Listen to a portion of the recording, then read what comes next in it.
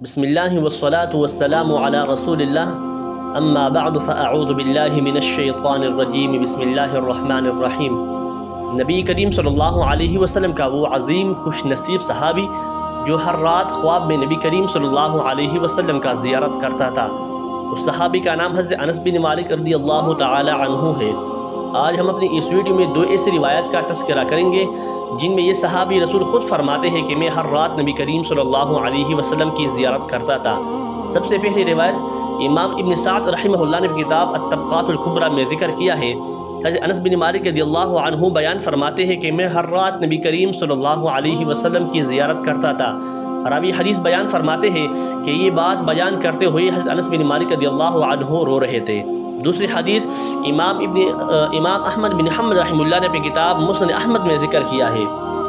حضرت انس بن مالک رضی اللہ عنہ بیان فرماتے ہیں کہ کم ہی ایسی رات مجھ پر گزری ہوگی جس رات کو میں نے نبی کریم صلی اللہ علیہ وسلم کی زیارت نہ کی ہو۔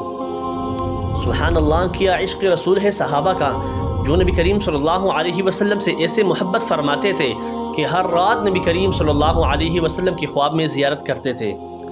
اللہ تبارک و تعالی ہم سب کو نبی کریم صلی اللہ علیہ وسلم کا عشق و محبت عطا فرمائے اور ہم بھی صحابہ کرام کے نقش قدم پر چلنے کی توفیق عطا فرمائے، آمین۔